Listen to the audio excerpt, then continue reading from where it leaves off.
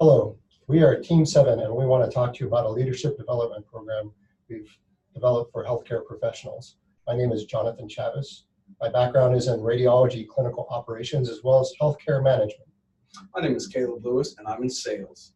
My name is Jeremy Blanchard. I'm a physician and currently clinical chief resident at the University of Maryland Medical Center.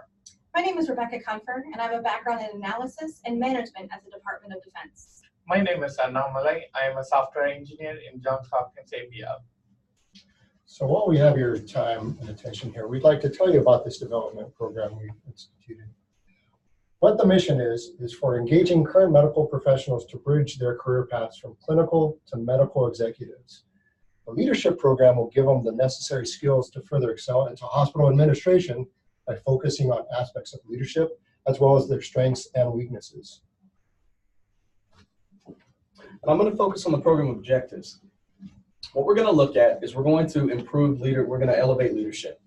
Leadership elevation is our primary objective. We want to build better leaders regardless of their experience within your organization, and we want to incorporate multiple methods of learning leadership concepts. Next, we're going to focus on organizational behavior. This is a multi-platform, multiple industry kind of deal where we then take the knowledge learned from that and we taper it down to our third objective, which is the hospital administration. That's an industry-specific approach for operational improvement. Finally, we're going to incorporate a sustainable training program. What that does is that sets up your hospital to be able to provide structured, ongoing leadership training to maintain successful change. Our target audience are going to be healthcare professionals who want to cross into patient care administration. As a result, many healthcare professionals are looking for ways to acquire new skills in leadership and management in order to develop new business leaders within the actual hospital. What this means is that there is a need for our program. Now I'm going to tell you why we need this program. As a practicing physician, in 4 years of college, 4 years of medical school, and 4 years of residency, I never had any formal business training. That was until I came here to Carey Business School. You're not the first group to determine this dire need. When Dr. Robert Pearl, now a plastic surgeon at Stanford, when he was the chief executive officer of the Permanente Group in the Mid-Atlantic region, he and his colleagues published these needs in the New England Journal of Medicine. Many healthcare providers spend their careers focused on the practice of medicine before being promoted to leadership and management positions. While their experience adequately prepares them to consider the individual treatment and the best care for their patients, it fails to prepare them to address the needs of a healthcare organization. It is imperative that healthcare leaders not only understand patient care, but understand business fundamentals in order to elevate their healthcare organization. Not only does our program teach these fundamental business tenets, it provides practical application experience in order to best extol the virtues of this business training. At the heart of our training program, we will train the next generation healthcare leaders how to leverage the vast amount of information traditionally taught in business school into salient and applicable skills necessary to lead their organizations. The time frame for our program is twice weekly meetings over the course of 8 weeks. In between meetings, participants will have between 1 and 2 hours of homework, focusing on their personal reflection and application of the themes of the meetings during those weeks. The homework will not be busy work, but we'll tie the lessons from the meetings into real-life applications. And after our program completes, it will tie into the training and mentoring, a critical part of the sustainability of our program. In week 1, participants will have completed a 360 assessment and will focus on their leadership and personality styles in the workforce. Week 2 will focus on their personal strengths and weaknesses, and then figure out how with those skills they can lead through change. In week 3, organizational behavior will be the focus, and then really taking that and learning how to influence at all levels. In week 4, we will talk about maintaining workforce engagement, and the guest speaker will focus on those leadership styles and how to apply them. In week 5 and in month 2, we go into that industry specific and the administrative skills that are needed for success. Week 5 focuses on the budget basics, manpower, and resource management.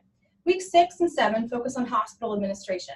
Week 6 particularly focuses on people and the politics, and week 7 focuses on the core medical competencies necessary for hospital administration. And finally, in week 8, we have a final keynote speaker who focuses on healthcare challenges, and then we introduce the sustainable training portion of our program. Our program costs little over $17,000. So if I can break it down, the cost for the panel It's training and labor cost around $3,200. We were planning kind of 2 classes per week, 8 classes, total of 16 weeks, which costs $100 per trainer, comes around $3,200. And also the hotel cost of another $3,600. The good thing about this price is this includes the guest speaker cost of $3,000, another miscellaneous expenses of $7,000+. So by any industry standard, this is a phenomenal cost for the leadership development program.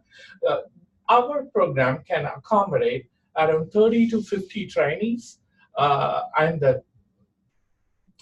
our cost is basically based on the tested approach baseline from Dr. Marcia Weaver from HASTE.